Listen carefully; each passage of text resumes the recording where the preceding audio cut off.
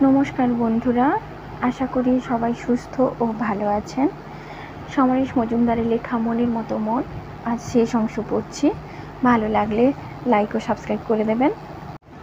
বাড়িতে ফিরতেই সে দূর থেকে দেখতে পেল বাইরের ঘরের দরজা খোলা এবং পিতৃদেব খুব দরাজ গলায় কথা বলছেন। এই গলা একমাত্র মাসি বাড়িতে এলেই বেরিয়ে আসে। দরজায় পৌঁছে স্বপ্নাশিসের পা দুটো পাথর হয়ে গেল। পিতৃদেবের উল্টো দিকে মাসির পাশে বসে আছে আহির। পিতৃদেবের মুখের হাসি তাকে দেখা মাত্র উবে গেল। কোথায় ছিলে? চাকরি পেয়েছি। চাকরি? সে কি? পড়া ছেড়ে চাকরি নিতে কে বলেছে? ক্রিকেট খেলার জন্য চাকরি, পড়বো রাতের কলেজে। রাতের কলেজ? তার মানে বাড়ি ফিরতে রাত 12টায়? না, 9:30টার মধ্যেই চলে আসবো। নিজে যা ভালো বুঝছো তাই করছো, আমার সঙ্গে কথা বলার প্রয়োজন বোধ করছো না? চাকরিটা আমার দরকার ছিল। দরকার? কেন? এবারের বিনি পয়সার হোটেল কি বন্ধ হয়ে গিয়েছে? স্বপ্নাশিস জবাব না দিয়ে আর চোখে আহিরের দিকে তাকালো। আহির মাথা নিচু করে বসে আছে। পিতৃদেব মাসিকে বললেন, একটু আগে তুমি ওর প্রশংসা করছিলে, দেখলে তো? আমি তো কোনো খারাপ দেখতে পাচ্ছি না। ও পড়াশুনো করে যদি রোজগার করে আপনার হাতে তুলে দেয়, তার চেয়ে আনন্দ আর কি আছে? কত মাইনে পাবে তুমি? 2200। এত? বাহ! দেখুন, আপনি তো এখন অবসরে আছেন, টাকাটা কত কাজে দেবে? I don't want. পিতৃদেব চেঁচিয়ে উঠলেন, ছেলের পয়সায় আমি কোনোদিন খাবো না। আমার বড় ছেলে এবার ডাক্তার হবে, তাকেও তাই বলেছি। মাসি বললেন, উফ, আপনি আবার চেঁচাচ্ছেন? এই মেয়েটা কি ভাবছে বলুন তো? সঙ্গে সঙ্গে পিতৃদেব গলা নামালেন। কিছু মনে করো না মা, অন্যায় দেখলে আমি মাথা ঠিক রাখতে পারি না। কখনো অন্যায়ের সঙ্গে আপোষ করিনি। আমার ঠাকুরদা এরকম ছিলেন। নিচু গলায় আহির বলল, তাই? নিশ্চয়ই আদর্শবান মানুষ ছিলেন।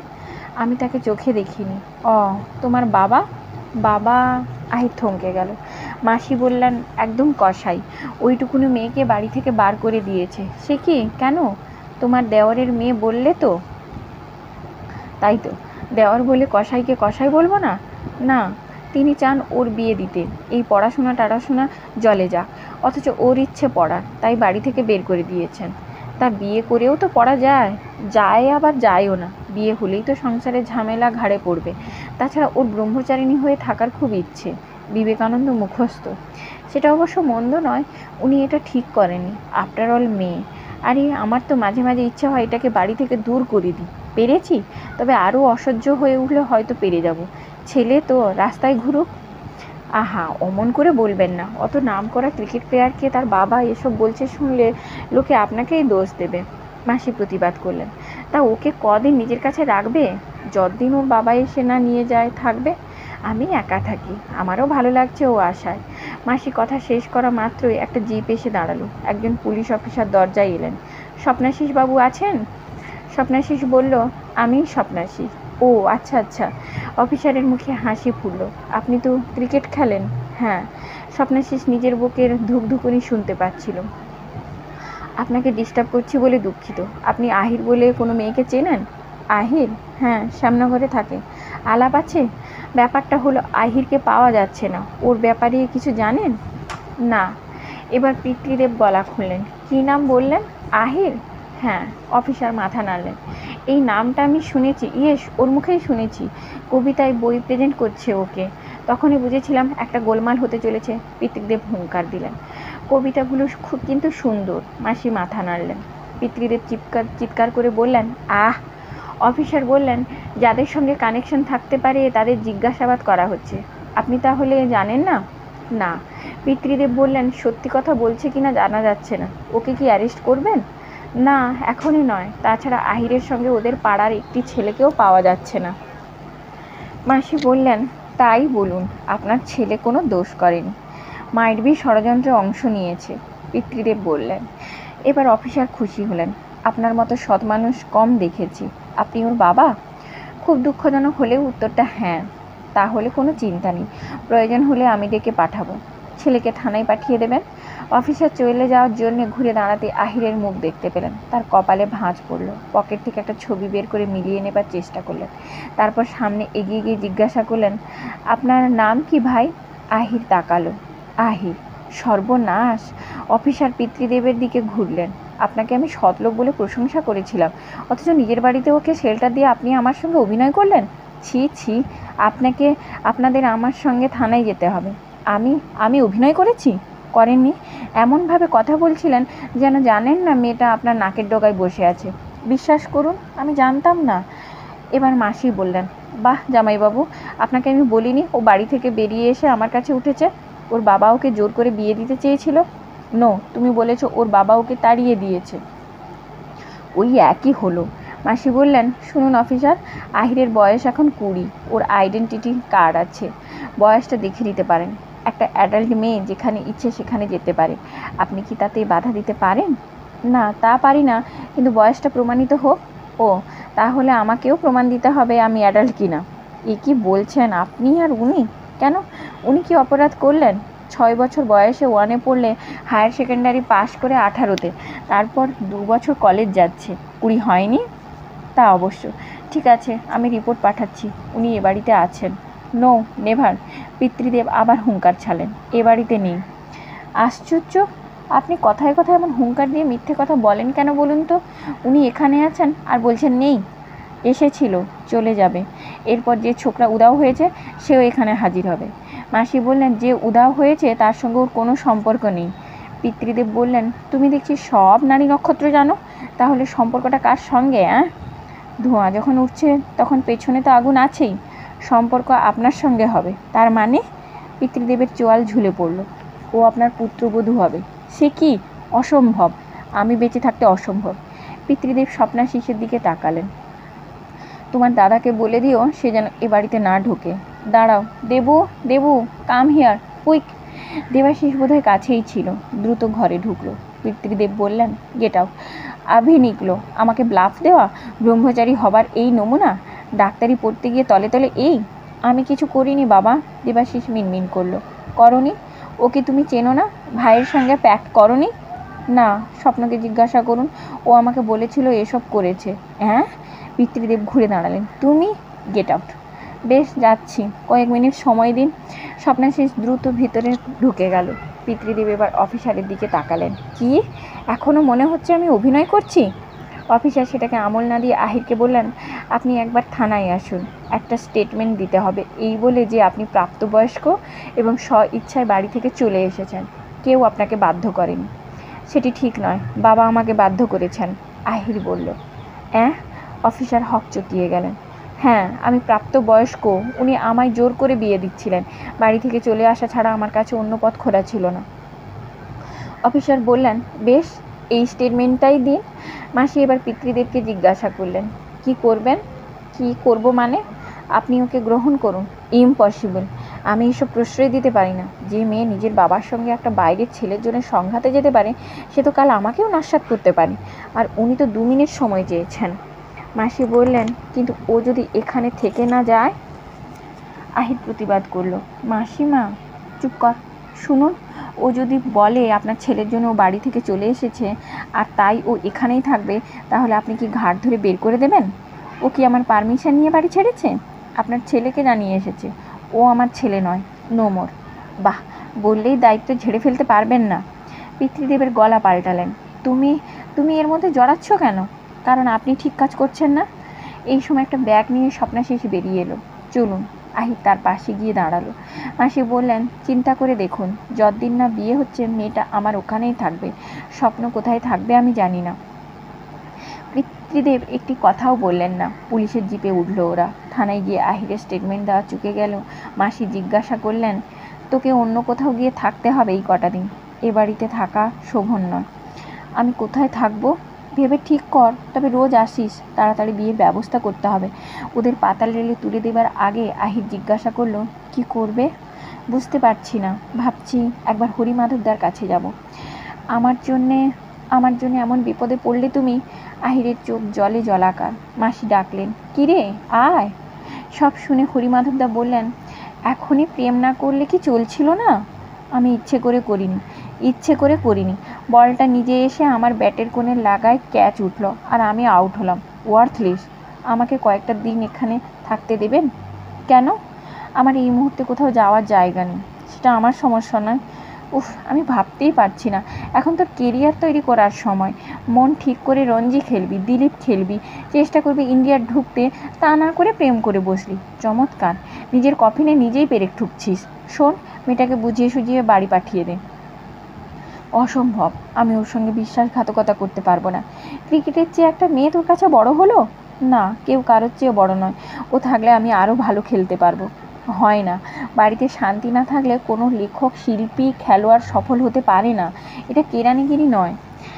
আপনি আহিরকে দেখলে এইসব কথা বলতে পারতেন না কেন? ওকে দেখলেই মন ভালো হয়ে যায়। যা বাবা, তুই আমার সামনে প্রেমের ডায়লগ বলছিস? আমি সত্যি কথা বলছি। বেশ, তুই যখন মরতে চাস আমি তোকে বাঁচাতে পারবো না। আমি নিজে বিয়ে থা করিনি, এসব বুঝি না। তবে দয়া করে এখানে তাকে এনো না। আমি তাহলে এখানে থাকতে পারি? কী আর করা যাবে, ছাত্র পুত্রের সমান। তোর নিজের বাবা বা যা দুদিন বাদে করবেন, আজ আমি তাই করলাম। তবে একটাই কন্ডিশন, ভালো খেলতে হবে।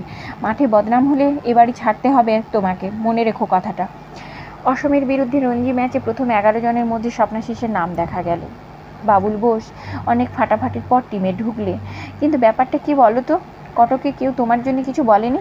এবার এত প্রেশার যে সুটেদাকে হাত গোটাতে হলো। সন্তোষদার সঙ্গে আলাপ হয়েছে নাকি? স্বপ্নাশিস বলল, আমি খেলতে না পারলে কোনো দাদা তো খেলা দেবে না। অতএব উত্তরটা ম্যাচের শেষে দেওয়া ভালো, তাই না? স্বপ্নাশিস ঠিক করেছিল প্রতিটি বল বুঝে সুঝে খেলবে, রিস্কি শট নেবে না। হরিমাধবদা মাঠে এসেছেন। অসমের বোলিং তেমন শক্তিশালী নয়, তবু প্রথম ঘন্টায় 2টো উইকেট পড়ে গেল। বেশি ধরে খেলায় ক্রিজে দাঁড়িয়ে থাকতে অসুবিধে হচ্ছিল না, কিন্তু রান পাচ্ছিল না স্বপ্নাশিস। ব্যাপারটা ক্রমশ বিরক্তকর হয়ে পড়ছিল। কেবলই মনে হচ্ছিল সে তার নিজের খেলা খেলছে না, অন্যের ভূমিকায় অভিনয় করছে। আজ মাঠে আহির এসেছে, কথা হয়নি, কিন্তু ওর দিকে তাকিয়ে মাথা নেড়েছে মাঠে ঢোকার সময়। হঠাৎ স্বপ্নাশিস মত পাল্টালো। সে তার নিজের খেলা খেলবে, শুধু অফের বল ছেড়ে দেবে। ইনিংস শেষেও নট আউট থেকে 30 করার চেয়ে স্বাভাবিক খেলাই খেলা ভালো। এবার মারতে লাগলো সে, দ্রুত রান উঠছে। লাঞ্চের তার রান 70 হয়ে গেল। মাঠের বাইরে আসতেই হরিমাধবদা জিজ্ঞাসা করলেন, প্রথম ঘন্টায় ইঁদুর হয়েছিলি কেন? এই বোলিংয়ের বিরুদ্ধে ওই খেলা? এখন যা খেলছিস তাই খেলে যা। স্বপ্নাশিস বলল, একটা কথা বলবো? বল। ওই যে মেয়েটি বসে আছে, ও আহির। আহির? হ্যাঁ, আমার পক্ষে তো যাওয়ার উপায় নেই। আপনি একটু কথা বলবেন। আমি আমি কি কথা বলবো? স্বপ্নাশিসকে একজন ডাকতেই সে বাধ্য হলো চলে যেতে। দিনের শেষে স্বপ্নাশিস 2 নট আউট। মাঠ থেকে বেরিয়ে আসতেই তাকে নিয়ে এমন মাতামাতি শুরু হলো যে দম বন্ধ হবার জোগাড়। যেন বাংলা আজই ম্যাচ জিতে ফেলেছে। একটু ফাঁকা হতেই ভজুবাবু এলেন। শুনলাম সন্তোষ নাকি টোপ ফেলেছে, কত মাইনে দিচ্ছে? কেন? সুটিদা এখন 3,500 দেবে, স্টেট ব্যাংকে ঢুকিয়ে দেবার চেষ্টা করবে। কিন্তু আমি যে কন্ট্রাক্ট সই করে ফেলেছি। সিএবিতে অ্যাপ্লাই করলে ওটা বাতিল করে দেবে লয়ার। কিন্তু তাতে আমার কথার দাম থাকবে না ভজুদা। তাছাড়া আমার পক্ষে ভোলা মুশকিল। আপনারা কটকে নিয়ে গিয়ে আমাকে মাঠের বাইরে বসিয়ে রেখেছেন। আমরা করেছি কে বলল? এর উত্তর আপনিই ভালো জানেন। 3টে দিন ঘোরের মধ্যে কেটে গেল। বাংলা ইনিংসে জিতল। প্রত্যেকটা কাগজ স্বপ্নাশিসের ছবি ছেপেছে। প্রাক্তন ক্রিকেটাররা কলম লিখেছে ওর প্রশংসা করে।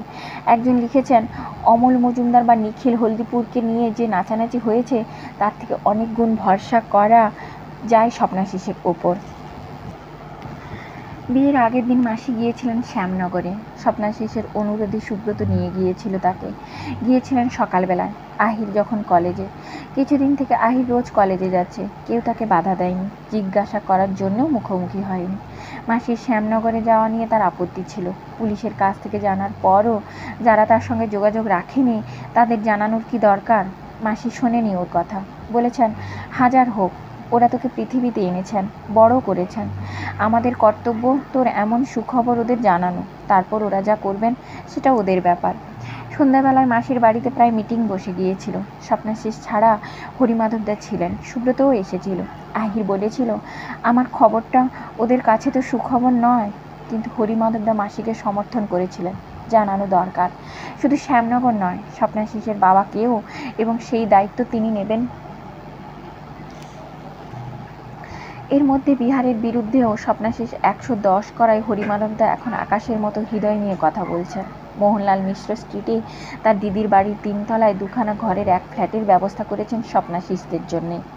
দিদির বয়স হয়েছে, জামাইবাবুরও ছেলে মেয়ে নেই, ভাড়া দেবার কথা ওরা কখনো ভাবেনি। হরিমাধব দাই অনেক বলে রাজি করিয়েছে। সেই ফ্ল্যাটে খাট, টেবিল, আলমারি সবই রয়েছে। পুরোনো দিনের ভারী আসবাব, সরানোও যাবে না, সরিয়ে রাখারও জায়গা নেই। অতএব স্বপ্নাশিসদের সুবিধেই হবে।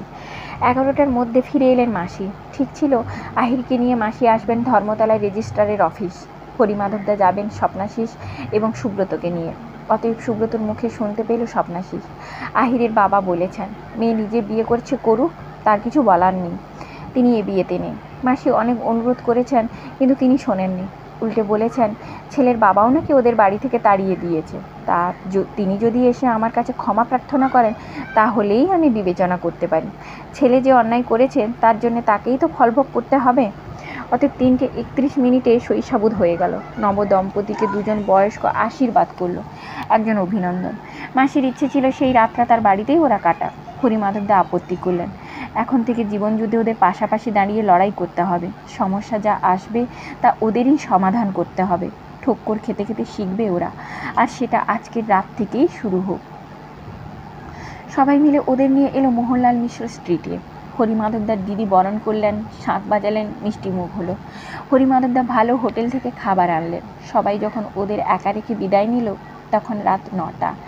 ঘরের দরজা খোলা, জানলা দিয়ে আকাশ দেখা যাচ্ছে। স্বপ্নাশিস দেখল আহির চোখ বন্ধ করে বসে আছে।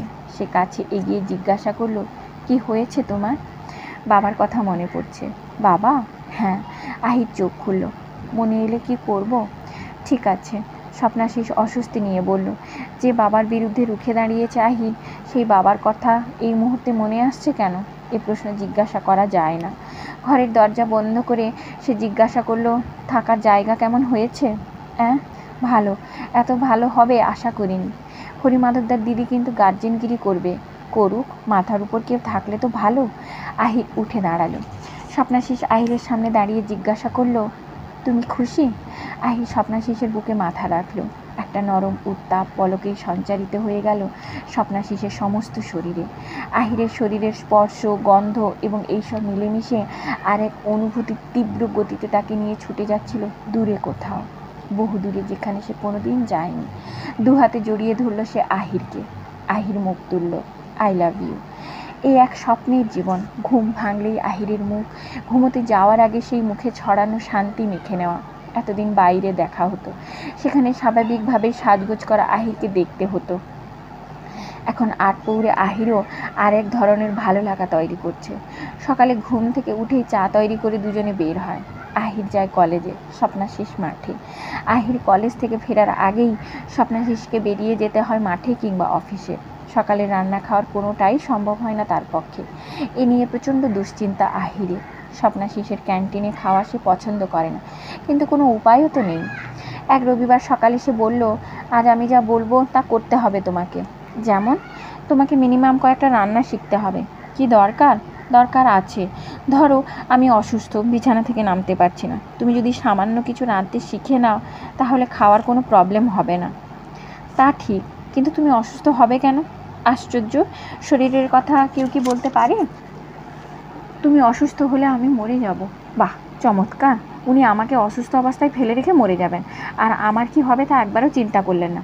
আহির স্বপ্নাশিসের ঠোঁটে আঙুল রাখলো। কখনো ওসব কথা বলবে না। তুমি ছাড়া আমার কেউ নেই। তোমার কিছু হলে আমি আত্মহত্যা করব, বুঝলে? খারাপ কথা একদম উচ্চারণ করবে না। স্বপ্নাশিস আহিরকে জড়িয়ে ধরল, দু হাত দিয়ে মুছে ফেলার চেষ্টা করলো শব্দগুলো। কিছুক্ষণ চুপচাপ জড়িয়ে রইল আহির। রান্নাঘরে ঢুকে স্বপ্নাশিস জিজ্ঞাসা করলো, তুমি এসব শিখলে কখন? ইচ্ছে থাকলেই শেখা যায়। যারা খাওয়াতে ভালোবাসে তাদের মধ্যে আপনা থেকেই একটা ইন্টারেস্ট গ্রো করে মশাই। আপনাকে শুধু ভাত ডাল আর মাছের ঝোল তৈরি করা শিখতে হবে, শিখলে আমি কৃতার্থ হব। বলে তো দুজনের জন্যে তুমি কতখানি চাল নেবে? আহির কোমরে শাড়ি জড়ালো। হাফ কিলো চালের ভাত আমরা দুজনে খাই? মাথা নাড়ল আহির। নিজে তো মোটা হয়ে যাওয়ার ভয়ে খেতে চাও না। ম্যাক্সিমাম 300 গ্রাম। এই যে কৌটো দেখছো, এর 1.5 কৌটো। কিন্তু আহিরের ক্লাস নেওয়া হলো না। সুব্রত এলো। ম্যাডাম, চা খাওয়াবেন? আপনারা প্লেয়াররা যখন তখন চা খান? এই রে, স্টকে বুঝি চা নেই? থাকবে না কেন? তাহলে ঠিক আছে। চাকে লোকে আর নেশা জিনিস মনে করে না। এই যেমন ধরুন, শালা শব্দটা আগে গালাগালি হিসেবে ব্যবহৃত হতো, বড়দের সামনে উচ্চারণ করা নিষিদ্ধ ছিল। এখন জলভাত। কলকাতার বেশিরভাগ ছেলেকে দেখবেন একটা অশ্লীল শব্দ কথার ফাঁকে অসারে গুজিয়া উচ্চারণ করে চলেছে, কোনো বিকার নেই। কাল বাদে পরশু দেখবেন সেটা শুনতে তেমন খারাপ লাগে না। আপনি বড্ড বকেন। আহির হেসে ফেলল। তুই রান্নাঘরে কি করছিলি? রান্না শিখছিলাম। সর্বনাশ, তোর 12টা বেজে গেছে। রান্নাঘর থেকে আহিরের গলা ভেসে এলো। সর্বনাশ কেন? বাড়িতে খাবার না থাকলে দোকান আছে, পরিশ্রম করার কি দরকার? যাকগে, তুই নিশ্চয়ই যাবি না? আমি যাচ্ছি। কোথায়? শ্যামনগরে। সেই মাঠে আবার টুর্নামেন্ট হচ্ছে। খেপ। তুই এখনও খেপ খেলে যাচ্ছিস? সবাই প্রতিশ্রুতি দিচ্ছে চাকরির, কেউ দিচ্ছে না। ওটা পেয়ে গেলে খেপ খেলা ছেড়ে দেব। আগে টাকা না পেলে যাব না বলে দিয়েছি।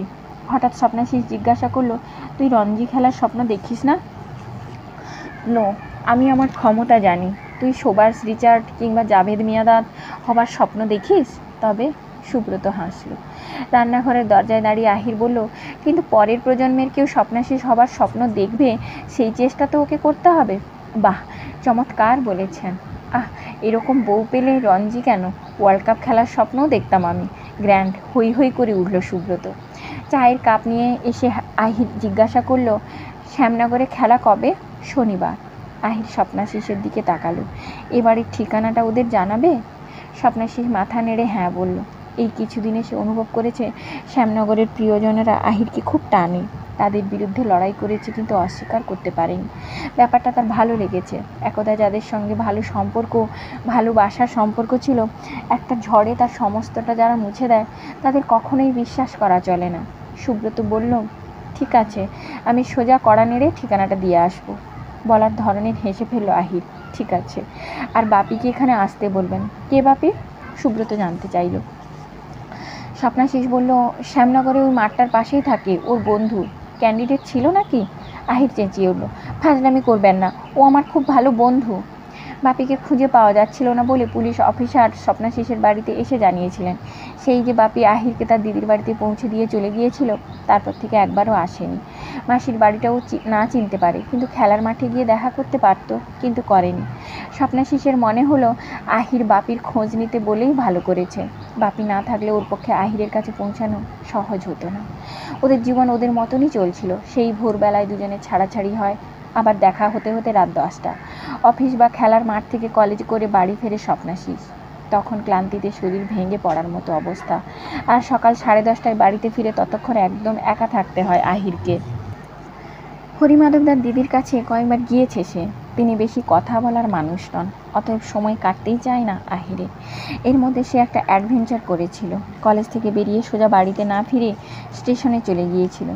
খালি ট্রেন ধরে নেমেছিল ইচ্ছাপুরে। তারপর সেখান থেকে শেয়ারের অটোয় চেপে শ্যামনগরে।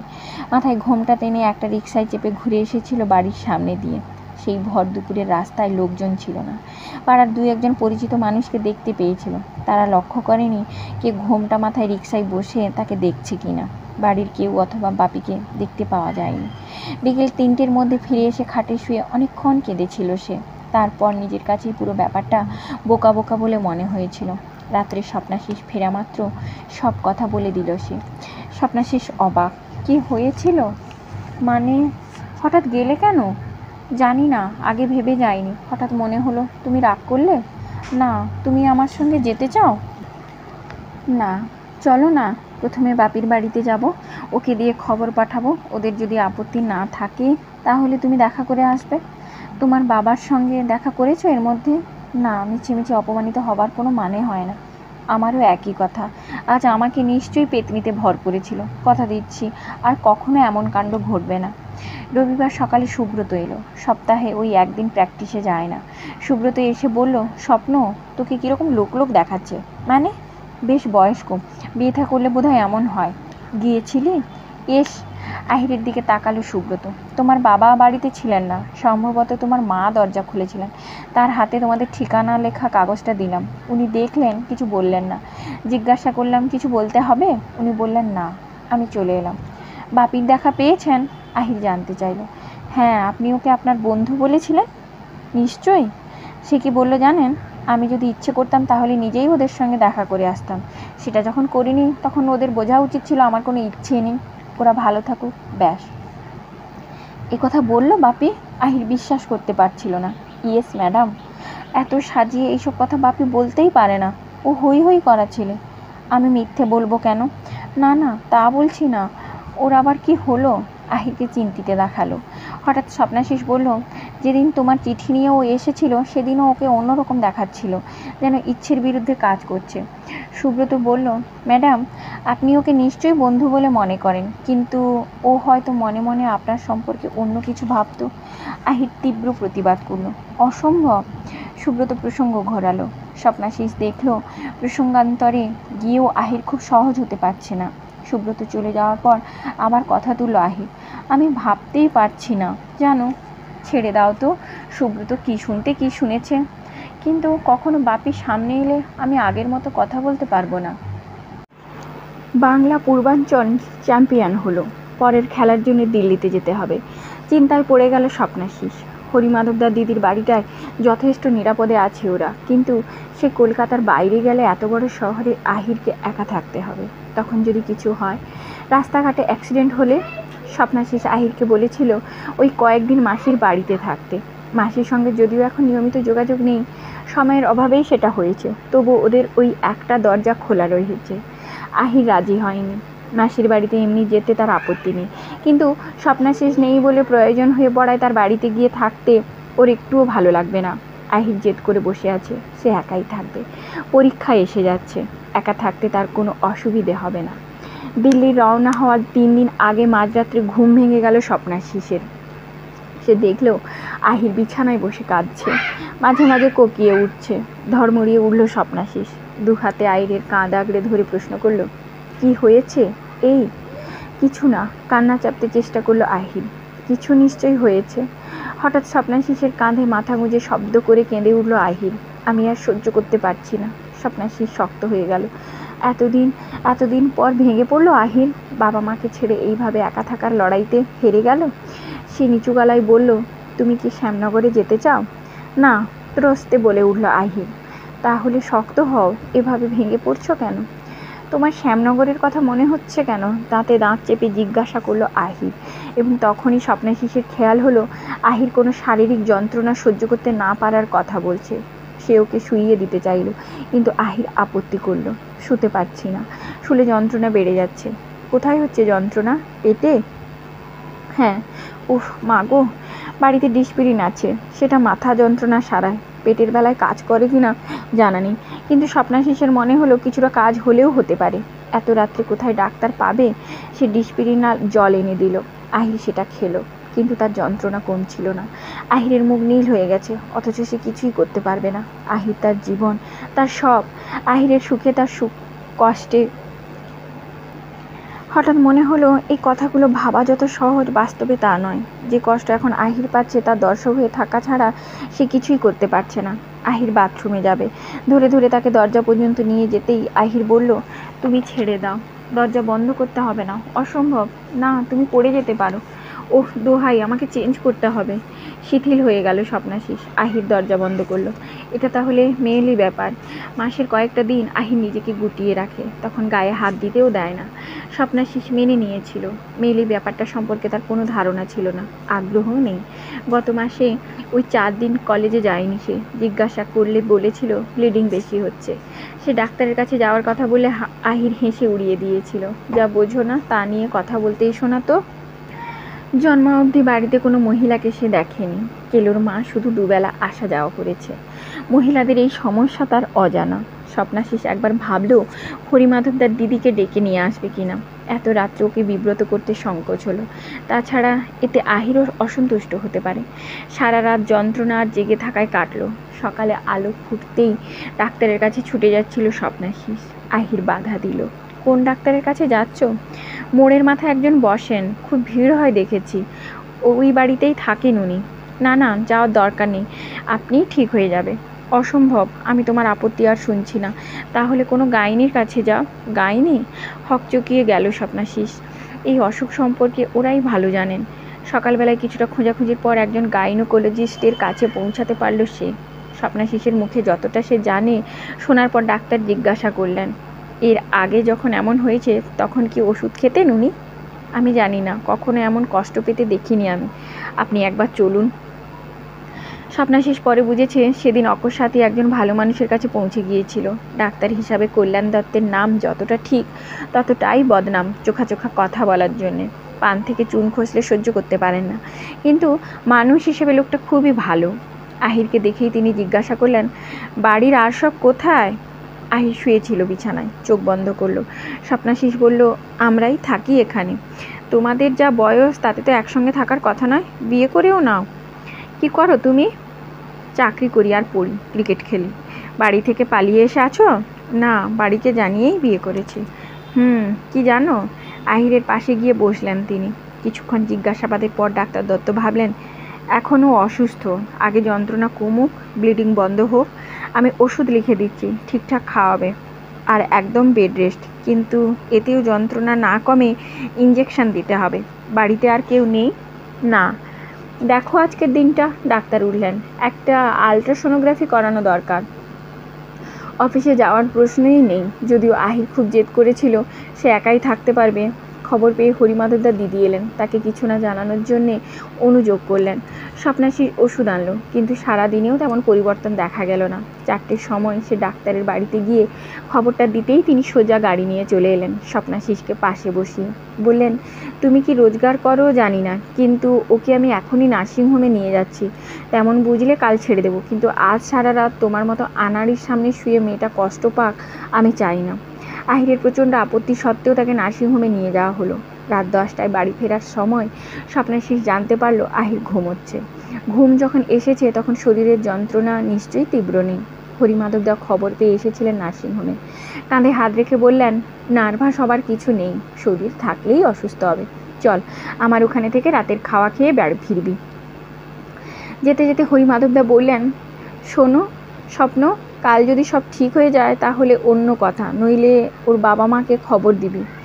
স্বপ্নাশিস চুপ করে রইল। হরিমাধবদা বললেন, ব্যাপারটা তোর একার পক্ষে সামলে নেওয়া হয়তো সম্ভব হবে না, তাছাড়া কদিন পরেই দিল্লি যাবি। আজ প্র্যাকটিস হলো না তোর, এরকম করলে দিল্লি যেতেই পারবি না। আহির সুস্থ না হলে আমি কোথাও যাব না, শক্ত গলায় বলল স্বপ্নাশিস। তার মানে ওর যদি সুস্থ হতে 10 দিন লাগে, তুই দিল্লির ম্যাচ খেলবি না? আমি খেলতে পারবো না। ওহো স্বপ্ন, তুই নিজেকে শক্ত কর, দিল্লিতে তোকেই খেলতে হবে। জোনাল ম্যাচে যত ভালোই খেলিস, নির্বাচকদের নজরে পড়বি না। এখন থেকে প্রতিটা খেলা তোর কাছে ইম্পর্টেন্ট, আমি সব জানি, কিন্তু তার থেকে ইম্পর্টেন্ট ওর পাশে থাকা। রাত 11টায় ঘরে ফিরে প্রচণ্ড কান্না পেল স্বপ্নাশিসের। চারধার নিস্তব্ধ। এই ঘরে আহির নেই, অথচ আহিরের ব্যবহৃত সব জিনিস চারপাশে ছড়িয়ে রয়েছে। জীবনে প্রথমবার তার নিজেকে একদম একা বলে মনে হতেই কান্নাটা তীব্র হলো। পরদিন সকালে আহির অনেকটা সহজ, দেখা হতেই বলল, বাড়ি যাব। মন ভালো হয়ে গেল স্বপ্নাশিসের। পাশে বসে বলল, কষ্ট আর নেই?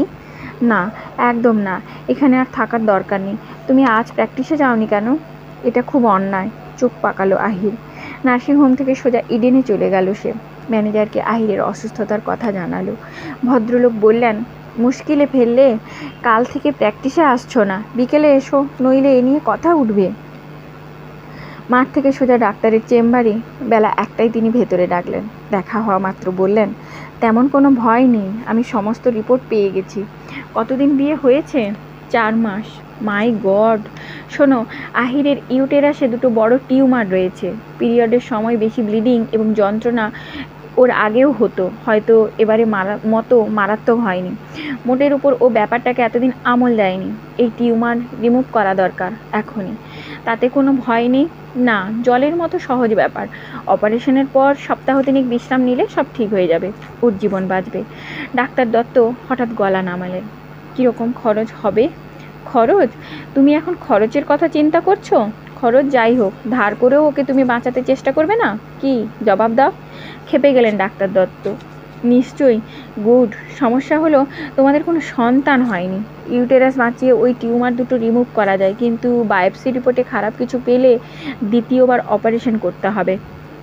সেই ধকল মেয়েটা সামলাতে পারবে কি না জানি না, খরচও দ্বিগুণ হয়ে যাবে। ডাক্তার দত্তকে আবার চিন্তিত দেখালো। বায়োপসি রিপোর্টে খারাপ মানে কি? ডক্টর দত্ত বললেন, আমাদের শরীরে ক্যান্সারের আশ্রয়স্থল হলো টিউমার। সব টিউমারই যে ক্যান্সারের বাসা তা নয়, নিরীহ টিউমারের সংখ্যাই বেশি। মেয়েদের ইউটেরাস এবং কিছুটা ব্রেস্টে টিউমার হলে এবং তাতে যদি ক্যান্সারের বাসা থাকেও বাদ দিলে বাকি শরীরটা বেঁচে যায়, কারণ ওগুলোকে সহজেই আলাদা করা সম্ভব। গলা, বুক, পেটের ক্ষেত্রে সেটা সম্ভব নয়। ইউটেরাসে ক্যান্সার হলেও প্রাথমিক অবস্থায় অপারেশন করায় অনেকেই দীর্ঘজীবী সুস্থ থাকেন, কিন্তু এর ফলে মেয়েদের বাচ্চা ধারণ করার ক্ষমতা থাকে না। যদি দেখি ওকে বাঁচাতে এছাড়া উপায় নেই, তাহলে সেজন্য তোমাকে তৈরি থাকতে হবে। আমার বাচ্চার কোনো দরকার নেই, ওকে বাঁচিয়ে দিন। সাবাস। বিকেলে নার্সিংহোমে ঢুকতেই মাসির সঙ্গে দেখা। তিনি স্বপ্নাশিসের বাড়িতে গিয়েছিলেন অনেক দিন কোনো খবর না পেয়ে। সেখানে হরিমালতদার দিদির কাছে জেনে ছুটে এসেছেন নার্সিংহোমে। স্বপ্নাশিস কেন তাকে কিছু জানায়নি এই প্রশ্ন করে রাগারাগি করলেন। স্বপ্নাশিস বলল, আমার মাথা ঠিক নেই মাসি। কেন, ডাক্তার কি বলেছে? স্বপ্নাশিস জানালো। মাসি ওর হাত ধরলেন। কেন লোকে ভগবানকে দয়ালু বলে জানি না, আমি তো সারা জীবন ধরে তাকে নির্মম হয়ে থাকতে দেখলাম। আহির জানে না? ওর বাবা মা? আহির খবর দিতে নিষেধ করেছে। ঠিক আছে, সেটা আমি বুঝবো। দেখ স্বপ্ন, আমার তো বাচ্চা নেই, তাই না? মাসি, আমি বলেছি শুধু আহিরকে সুস্থ করে দিতে, আর কিছু চাই না। ওরা দুজনে আহিরের কাছে গেল। আহির বিছানায় বসেছিল, এখন ওকে অনেক তাজা দেখাচ্ছে। মাসিকে দেখে বলল, ও মা, আপনাকেও টেনে এনেছে? দেখুন না, সামান্য ব্যাপার নিয়ে কীরকম ঝামেলা পাকালো। আমি এখন ঠিক হয়ে গেছি। ডাক্তারবাবু এলেন সন্ধে নাগাদ। বললেন, মা, একটা ছোট্ট অপারেশন করতে হবে, একটুও কষ্ট পাবে না, তবে তার আগে আরও কয়েকটা টেস্ট করতে চাই। অপারেশন? মুখ গম্ভীর হয়ে গেল আহিরের। হ্যাঁ, টিউমার তোমাকে কষ্ট দিচ্ছে, ওটা বাদ দিতে হবে। না বাদ দিলে হয় না? না, তুমি আজ বাড়ি চলে যাও, কী কী টেস্ট করাতে হবে লিখে দিচ্ছি। দিন 10 বাদে আবার এখানে আসবে। একটু পরে করলে হয় না? ও দিল্লিতে যাবে রঞ্জি ট্রফি খেলতে। তাই নাকি? ডাক্তার দত্ত স্বপ্নাশিসের দিকে তাকালেন। তুমি ক্রিকেট খেলো বলছিলে, কিন্তু ওই লেভেলে খেলো তা তো বলনি। ঠিক আছে, তুমি ফিরে এলেই হবে, তবে এর মধ্যে টেস্টগুলো করাতে হবে। ইনি? স্বপ্নাশিস বলল, আমার মাসি। নমস্কার, আমি ভেবেছিলাম দুকুল বিসর্জন দিয়ে তোমরা স্বয়ংভূ হয়ে আছো। আপনি যখন আছেন তখন চিন্তা নেই। আপনি লিখে দিন কি করতে হবে, আমি সাউথে থাকি, ওখানে করাবো, তাতে আমার সুবিধে। ওকে আমার কাছে নিয়ে যাচ্ছি। না না, আহির আপত্তি জানালো। চুপ কর, আর পাকামো করতে হবে না। এতদিন ধরে রোগটা পুষে রেখেছিস কেন? তখন মনে ছিল না? মাসি ধমকে উঠলেন। স্বপ্নাশিস স্বস্তি পেল। মাসি জোর করে আহিরকে নিয়ে গেলেন। নার্সিংহোম থেকে ছাড়ার আগে ডক্টর দত্ত ওকে পরীক্ষা করলেন।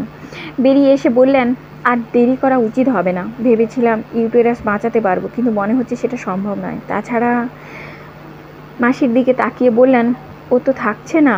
আপনি একবার সরোজ গুপ্তর সঙ্গে দেখা করবেন। ডাক্তার গুপ্ত খুব ভালো মানুষ, আমি চিঠি লিখে দিচ্ছি, ওকে একবার দেখিয়ে নিন। তারপর স্বপ্নাশিসের কাঁধ চাপড়ে বললেন, যাও হে, খবরের কাগজে তোমার খবর পড়তে চাই, সেটাই হবে আমাদের ইন্সপিরেশান। যেতে ইচ্ছে হচ্ছিল না, কিন্তু আহিরের চাপেই রাজি হতে হলো। মাসির বাড়িতে যাওয়ার আগের রাত্রে আহির বলল, এই তোমার বুকে মাথা রেখে ঘুমোতে দেবে? বুক কেমন টাটিয়ে উঠল স্বপ্নাশিসের। এভাবে কখনো বলে না আহির। চার দেওয়ালের মধ্যে আলো তেমন নেই। বিছানায় ওরা পাশাপাশি শুয়ে। স্বপ্নাশিস হাত বাড়ালো। আহির মাথা রাখলো তার বুকে। তুমি আমাকে খুব ভালোবাসো না? স্বপ্নাশিস জবাব দিল না। আহির বলল, উত্তর দিচ্ছ না যে? তুমি তো জানো। তোমাকে তাহলে দিল্লিতে গিয়ে সেঞ্চুরি করতে হবে। করবে তো? কেউ ইচ্ছে করলেই করতে পারে, তুমি পারো, আমার কথা ভাবলেই পারবে। স্বপ্নাশিস দু হাতে মুখটা আঁকড়ে ধরতে ভেতরটা কেঁপে উঠল। আহির বলল, আমার কিছু হবে না। দেখো, কত মানুষের তো সন্তান হয় না। আমার না হলে তুমি কি খুব কষ্ট পাবে? মোটেই না, আমার কিছুই চাই না, শুধু তুমি ভালো থেকো। আমি ভালো থাকবই। সেই রাত্রে দুটো শরীর একত্রিত, অথচ শরীর উত্তাপহীন। শরীর থেকে উঠে আসা অনুভূতি একাকার হয়ে আনন্দের সংখ্যায় মিলেমিশে এক অন্য জগৎ তৈরি করে দিয়েছিল। স্বপ্নাশিসের মনে হচ্ছিল যে যদি কোনো জাদুতে আহিরের রক্তে মিশে গিয়ে ওর শরীরটাকে সমস্ত রোগমুক্ত করতে পারত। আর আহিরের চোখ বন্ধ করে দেখছিল হাজার হাজার মানুষের হাততালির জবাবে স্বপ্নাশিস ব্যাট তুলে মাথা নোয়াচ্ছে। খবরের কাগজে বেরিয়েছিল স্ত্রীর কঠিন অসুখের জন্য প্র্যাকটিসে না আসতে পারা সত্ত্বেও স্বপ্নাশিসকে দিল্লিতে যেতে দেওয়া হলো। সন্তোষ বাজপেয়ী যে এ ব্যাপারে প্রভাব খাটিয়েছেন তাতে সন্দেহ নেই, কিন্তু ভবিষ্যতে এরকম হলে দল থেকে বাতিল করে দেওয়া হবে বলে সতর্ক করা হলো। খবরের কাগজ নামিয়ে রেখে পিতৃদেব দেবাশিসকে ডাকলেন। তোমার ভাইয়ের স্ত্রীর নাকি কঠিন অসুখ হয়েছে, তুমি জানো? না, আপনি নিষেধ করেছেন যোগাযোগ রাখতে। বিয়ে করতে না করতে ঠেলা টের পাচ্ছে, বিয়ে করে আলাদা সংসার পেতেছে, কত ধানে কত চাল নিশ্চয়ই বুঝে গেছে এতদিনে। আমার কি, মাসি হয়তো খবর জানেন, আমার জানার দরকার নেই। কিন্তু সেই সকালেই একটা ট্যাক্সি এসে থামলো বাড়ির সামনে। একজন প্রৌঢ়া মহিলা ঘোমটা মাথায় নামলেন ট্যাক্সি থেকে, সঙ্গে একটি যুবক। দরজায় দাঁড়িয়ে জিজ্ঞাসা করলেন, আপনি কি স্বপ্নাশিসের বাবা? ছিলাম। আপনি? আমি আহিরের মা। ওর কি হয়েছে? উত্তরটা আপনি যেমন জানেন না, আমারও জানা নেই। ওরা কোথায় আছে? বসুন। হ্যাঁ, সেটাও আমি জানি না। আপনার ছেলে? মেয়েও তো আপনারও। কাগজে দেখলাম আহির খুব অসুস্থ। ওর বাবা খবরটা দেখেননি? তিনি এখন শয্যাশায়ী। ও দেখুন, আমার ছেলে আমাকে অস্বীকার করে আপনার মেয়েকে বিয়ে করেছে। আমি তারপর থেকে তার সঙ্গে সম্পর্ক রাখার প্রয়োজন আছে বলে মনে করি না। আপনারা পুরুষরা একই ধাতুতে গড়া। আপনার স্ত্রী বেঁচে থাকলে ঠিক আছে, আপনি জানেন না সে কোথায় আছে? না। আপনার ছেলের এক মাসি আমাদের বাড়িতে গিয়েছিলেন, তার ঠিকানাটা জানতে পারি কি? আহিরের মা উঠে দাঁড়ালো। তিনি যখন গিয়েছিলেন তখন তার প্রস্তাব মেনে নেননি কেন? কারণ আমাদের বাড়িতে আপনার ডুপ্লিকেট আছে। ইম্পসিবল। আমার ডুপ্লিকেট? ফাজলামি। আপনি অনুগ্রহ করে একটু ভদ্রভাবে কথা বলুন। ওর ঠিকানা পাওয়া যাবে? এই সময় পাশে দাঁড়ানো যুবক বলল, ছেড়ে দিন কাকিমা, স্বপ্নাশিসের কোচ হরিমাধুর বাবুর কাছে চলুন। দেশপ্রিয় পার্কে গেলে ওর খবর পাবো। মাথা নাড়লেন মহিলা। আমার মেয়ে অসুস্থ। সত্যি তো? আপনার কি? এতদিন যেন মেয়ের সম্পর্কে আপনার কত আগ্রহী ছিলেন। ঠিক আছে, ওর মাসির ঠিকানা দিচ্ছি, কিন্তু তাই বলে তারা যেন মনে না করে আমি খুব পুলকিত হয়ে দিলাম। দিল্লির কোটলাতে টসে জিতে বাংলা ব্যাট নিল। প্রথম বলটার মুখোমুখি হয়েই স্বপ্নাশিস বুঝতে পারল আজ তার দিন নয়। বল যেভাবে বাঁক নিল সে ধরতেই পারেনি। মনের উপর যে গভীর চাপ তা কিছুতেই সরাতে পারছিল না। দুটো বল সে কোনো মতে ঠেকালো। চতুর্থ বলটার গতি সে বুঝতেই পারেনি। কপাল জোরে আধ ইঞ্চির জন্যে উইকেট ভাঙল না তার। পঞ্চম বলটা তার ব্যাটের কোণে লেগে থার্ড স্লিপে ক্যাচ উঠল, কিন্তু তার আগেই আম্পায়ার নো ডেকেছিলেন বলে আর একটা ফাঁড়া গেল। নো ডাকটা তার কানে পৌঁছায়নি। শেষ বলের আগে সোজা হয়ে দাঁড়ালো। না, এভাবে সে হারবে না। 5 বার তাকে যেমন ইচ্ছে নাচিয়েছে বোলার। দিল্লির খেলোয়াড়রা বুঝতে পেরে গেছে যে কোনো মুহূর্তে সে উইকেট ছুঁড়ে দিয়ে যাবে, কিন্তু সে হার মানবে না। আহির তাকে বলেছে সেঞ্চুরি করতে, পারুক না পারুক, চেষ্টা তো করা উচিত। অপারেশন থিয়েটারে যাওয়ার আগে ওইটাই আহিরের একমাত্র ইচ্ছে। ষষ্ঠ বলটা প্রচণ্ড জোরে মারল সে। মিড অফের উপর দিয়ে সোজা চার। এরকম একটা মার আশা করেনি বোলার। কোমরে হাত রেখে স্বপ্নাশিসকে দেখে নিল। একটা মারকুটে ইনিংস খেলল স্বপ্নাশিস। 40 বলে 60 রান। মোট ওভার তখন 8। 60 রানের মাথায় তার মনে হলো ডক্টর সরোজ গুপ্তের কাছে মাসির যাওয়ার কথা ছিল। তিনি কি বললেন না জানা পর্যন্ত স্বস্তি হবে না। এলবিডব্লিউ হয়ে গেল স্বপ্নাশিস। মাথা নিচু করে বেরিয়ে এলো সে ক্রিজ থেকে। দিল্লির খেলোয়াড়রা হাততালি দিচ্ছে। ম্যানেজার বলল, ওয়েল ডান। স্বপ্নাশিস মনে মনে বলল, হেরে গেলাম আহির, তোমার অনুরোধ রাখতে পারলাম না। বাংলা অল আউট হলো দ্বিতীয় দিনে লাঞ্চের আগে 270 রানে। দিল্লির পক্ষে এই রান তোলা জল ভাত। সেদিনের কাগজগুলো লিখেছেন, বাংলার নবীন ওপেনার স্বপ্নাশিস নড়বড়ে শুরু করার পর রাজত্ব করেছেন। এটা যদি তার ধরন হয় তাহলে প্রতিবার ভাগ্য তাকে দ্বিতীয় ওভার শুরু করতে সাহায্য করবে না। দ্বিতীয় দিন শেষ হলো দিল্লির 4 উইকেটে 170 রানে। সেই রাত্রে বৃষ্টি নামলো। পরের দিনও তুমুল বৃষ্টি। শেষ পর্যন্ত কোশেন্টে বাংলা জিতে গেল। রাজধানী এক্সপ্রেসে ওরা হাওড়ায় পৌঁছাতেই প্রচুর অভিনন্দন মালা। সন্তোষ বাজপেয়ী বললেন, শুনেছি তুমি খুব অন্যমনস্ক হয়ে ব্যাট করেছো। তোমার স্ত্রী কেমন আছেন? জানি না, আমি এখনই যেতে চাই ওর কাছে। তোমার কি টাকা পয়সা লাগবে? দেবেন আমাকে? ওর অপারেশন হবে, আপনার কাছে যেতাম আমি। বিকেলে এসে 1000 নিয়ে যেও। মাসির বাড়িতে পৌঁছে দরজা বন্ধ দেখে বুক ছ্যাঁত করে উঠল। পাশের ফ্ল্যাটের ভদ্রমহিলা বললেন, উনি নার্সিংহোমে গিয়েছেন, শ্যামবাজারে। জিনিসপত্র ভদ্রমহিলার কাছে রেখে সে ছুটল পাতাল রেল ধরতে। ডাক্তার দত্তের নার্সিংহোমে পৌঁছে স্বপ্নাশিস দেখল মাসি আর একজন প্রবীণার সঙ্গে কথা বলছেন। তাকে দেখে এগিয়ে এলেন তিনি। কখন এলে? এই মাত্র। আহির কেমন আছে? ভালোই, একে প্রণাম করো, আহিরের মা। স্বপ্নাশিস স্থির হলো। আহির জানে? শেষ পর্যন্ত দ্বিধা কাটিয়ে প্রণাম করল। ভদ্রমহিলার ঠোঁট কামড়ালেন। কি বলবো, এভাবে কেউ যেন তার জামাইয়ের দেখা না পায়। স্বপ্নাশিস বুঝলো ভদ্রমহিলা একাই এসেছেন। সে জিজ্ঞাসা করলো, আহির কি করছে? শুয়ে আছে। তোমার সঙ্গে কথা আছে বাবা, ভদ্রমহিলা বললেন। স্বপ্নাশিস তাকালো।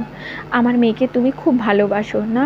যে কদিন ও আছে সেই কদিন ওর মন আনন্দে ভরিয়ে দিতে পারবে? ভদ্রমহিলা কেঁদে ফেললেন। মাসি বললেন, ছি, এ কি বলছেন? স্বপ্না শেষ বিড়বিড় করলো, যে কদিন আছে মানে? মাসি বলল, কিছু না রে, উনি মিছিমিছি ভয় পাচ্ছেন। আহিরের ইউটেরাসে টিউমার হয়েছিল, সেটা তো তুই জানিস। কিন্তু ডক্টর গুপ্ত পরীক্ষা করে দেখেছেন ওর ব্রেস্টেও টিউমার আছে, এক্সরেতে ধরা পড়েছে। সে কি? নিঃশ্বাস বন্ধ হয়ে গেল যেন। স্বপ্না শেষ টলছিল। ভদ্রমহিলা বললেন, ক্যান্সার একবার হলে চারপাশে ছড়িয়ে পড়ে। উফ, আপনি আবার ভুল করছেন। আহিরের ইউটেরাসের টিউমারের সঙ্গে ব্রেস্টের টিউমারের কোনো সম্পর্ক নেই। দুটো আলাদা আর জায়গার বাইরে স্প্রেড করেনি। অপারেশন করলেই বিপদ চলে যাবে। অপারেশন কবে হবে? আজ বিকেল 3টেয়। ডাক্তার দত্ত আর অপেক্ষা করতে রাজি নন। আমি তোর কথা বলেছিলাম, তিনি খোঁজ নিয়ে জেনেছেন আজই তোর ফেরার কথা। বললেন, তুই যদি আহিরের ভালো চাস তাহলে আপত্তি করবি না। মাসি বললেন, সবাই খবর পেয়েছে? ঘসঘসে গলায় জিজ্ঞাসা করল স্বপ্নাশিস। মাসি বললেন, হ্যাঁ, ইচ্ছে হয় আসবে, আমাদের বলা উচিত, বলেছি। স্বপ্নাশিস বলল, মাসি, 10,000 টাকার ব্যবস্থা হয়েছে। কি করে পেলি? যে ক্লাবে সামনের বছর খেলবো তারাই দিচ্ছে। ভদ্রমহিলা বললেন, না বাবা, এটা আমাকে করতে দাও। আহিরের বিয়ের জন্য যত গয়না আমি গড়িয়েছিলাম সেগুলো এনেছি। স্বপ্নাশিস কোনো কথা না বলে ভেতরে চলে এলো। এখনও যাওয়ার সময়ও, কিন্তু আজ আহিরের অপারেশন হবে বলে যাওয়ার অনুমতি পাওয়া গেল। আহির শুয়ে বই পড়ছিল, পায়ের শব্দ শুনে মুখ ফেরালো। তুমি? 100 পদ্মের বিভা ফুটে উঠল সেই মুখে। স্বপ্নাশিসের মনে হলো বোধনের দুর্গা ঠাকুর দেখছে। এত সুখ পৃথিবীর কোনো মানুষের মুখে দিতে পারেনি ঈশ্বর। স্বপ্নাশিস শব্দ খুঁজে পেল না, পাশে দিয়ে দাঁড়ালো। আহির ওর হাত ধরল। স্টেশন থেকে? হ্যাঁ, আমি সেঞ্চুরি করতে পারিনি, কিন্তু তোমার জন্য টিম জিতেছে। এত খবর রাখো? তোমার জন্যে। কি বই ওটা? জীবনানন্দ দাশ। কোন কবিতা? আমার মনে অনেক জন্ম ধরেছিল ব্যথা, বুঝে তুমি এই জন্মে হয়েছে পদ্মপাতা। হয়েছে তুমি রাতের শিশির, শিশির ঝরার স্বর। সারাটি রাত পদ্মপাতার পর, তবুও পদ্মপত্রে জল আটকে রাখা দায়। কোন কবিতা বলতে পারো? তোমাকে ভালোবেসে। উফ, দারুণ, কি আনন্দ! আমাকে একটু চুমু দিতে দেবে? স্বপ্নাশিস মুখ নামালো। আহির তার গালে ঠোঁট রেখে বলল, ভালো কি ভালো, একদিন খুব খারাপ কথা বলেছিলাম, তোমার প্রিয় কয়েকটা লাইন বলবে? স্বপ্নাশিস মনে করে বলল, একদিন মনে হতো জলের মতো তুমি। সকালে রোদে তোমার মুখের থেকে বিভা বাধা দিল আহির, তোমাকে। স্বপ্নাশিসের মনে হলো আহির একটা খেলায় মেতেছে, যে খেলায় মাতলে কিছুক্ষণ সময় ভুলে থাকা যায়। সে গম্ভীর হলো। আহির, তোমার আজ অপারেশন, শুনেছ? আমার সব বাদ দেবেন ডাক্তার, সব। সব কি বাদ দেওয়া যায়? পুরুষরা তো মেয়েদের সর্বস্ব বলতে এই বোঝে। সেসব পুরুষের ছায়া খুব কালো। কি দারুণ বললে! তুমি ক্রিকেট ছেড়ে কবিতা লেখো। ক্রিকেটের বর্ণনায় অনেকে কবিতা লেখে। যাকগে, আমি যদি মরে যাই, সূর্য যদি পশ্চিমে ওঠে। হাসলো স্বপ্নাশিস। এত জোর কি করে পাও? আহির বলল, আমি ডাক্তার দত্তকে জিজ্ঞাসা করেছি, উনি বলেছেন অপারেশন ঠিক হলে অন্তত 5-7 বছরের জন্য নিশ্চিত। স্বপ্ন, আমি আরও 5 বছর তোমাকে পেতে চাই। 5 বছর আমার 5 জন্মের আনন্দ। তুমি আমাকে ভালোবাসবে? হঠাৎ এই প্রশ্ন, আমি তো আর নারী থাকবো না। চোখ উপচে জল গড়িয়ে এলো। স্বপ্নাশিসের মনে হলো অনেক রক্ত জলের ফোঁটা হয়ে যাচ্ছে। অঙ্গ যেখানে থাকবে সেখানে প্রত্যঙ্গ নিয়ে মাথা ঘামাচ্ছ কেন? আমি তোমাকে চাই। এই মুখ, এই হাসি, এই কথা, ব্যাস এইটুকু।